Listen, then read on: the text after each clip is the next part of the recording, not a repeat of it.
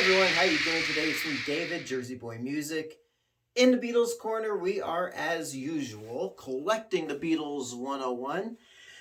And, recently, the Please Please Me album enjoyed its 60th anniversary of its release. It is a landmark monumental album. Recently, we talked about the German pressing of the record, the different cover it had, and all that. So, with that in mind, we're going to look at another international edition of this album, which is here the Japanese album, the Japanese Please Please Me album. Just a few things of note before we take a close-up look at the cover and the record itself. This was released, got my notes, released May 25th of 1966, 3 years after it was originally released in England. The song order is all mixed around on this Japanese issue. So let's now take a close-up look so you can see how nice this package looks.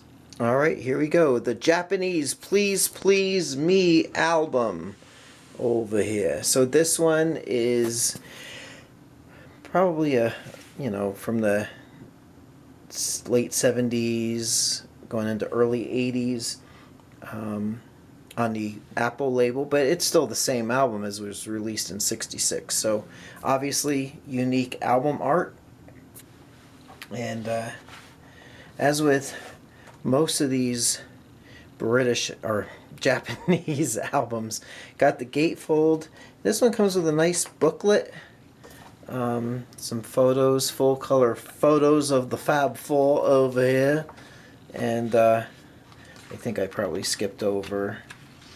Yeah, there's John playing as Rick, Paul playing the Hofner. Then, of course, we had George and Ringo. The lyrics. I know I'm moving this around because I'm trying to hold my camera with one hand and flip the pages. So there we go. Lyrics in English. And then the back cover. Pocket. And then the back cover. Sorry for moving that camera around like this. Let's take a look at the record. A little bit more steady with the record here. So, side one, Apple, the Japanese, worldwide actually, Apple record label. And as you see, as I've noted, the songs are all out of order. So side one, Please Please Me, Anna, I saw her standing there, Boys, Misery, Chains, and Ask Me Why. Let's look at side two. Side two, here we go. Twist and Shout, A Taste of Honey, Love Me Do, Do You Want to Know a Secret, Baby It's You, There's a Place, and P.S. I Love You. Now, back over to the Beatles Corner, and let's see what I'm ranting about. All right, there we go. So I'm not going to keep holding this up. Cool. You know, the cover is cool. It's a cool... late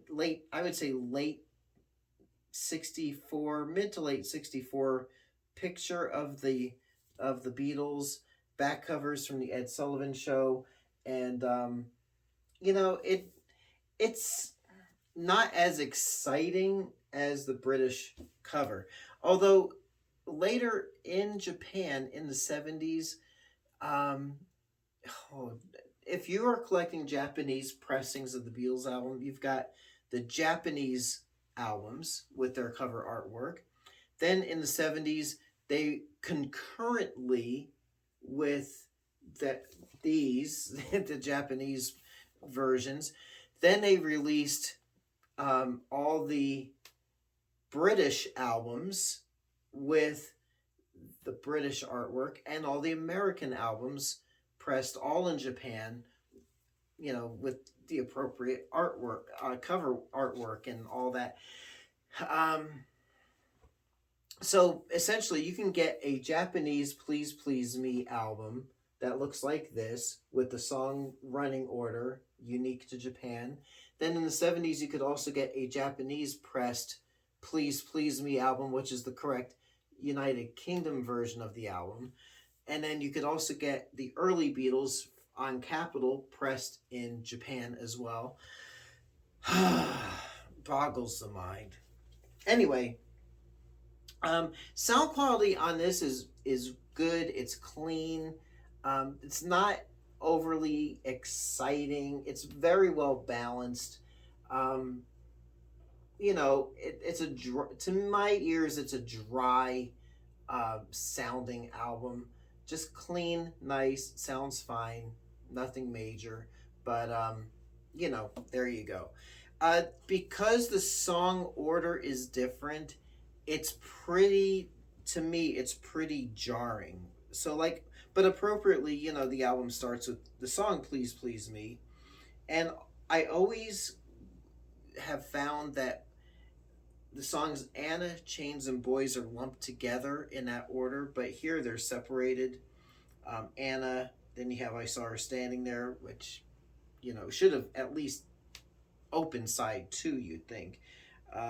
Then Boys, then Misery, then Chains, then Ask Me Why. I mean, it's just, it sounds like a hodgepodge compilation album when they could have just released the Please Please Me album with its appropriate running order in this cover. So I'm not sure why they did that. It's also, believe it or not, the 8th album released in Japan. It came after the Rubber Soul album. And most, maybe all, I don't know, of the songs on this album were already previously released on the Japanese versions of Meet the Beatles and the Beatles' second album, which are different albums than here in the United States. The album. So that's another thing. You had Meet the Beatles, the Japanese version released in Japan in '64, and then it was then the American version was released in the '70s. Same thing with the Beatles' second album. So anyway, it could be a very enriching, rewarding, but costly discography to collect. So there you are. I like it. It's a nice variation on the album.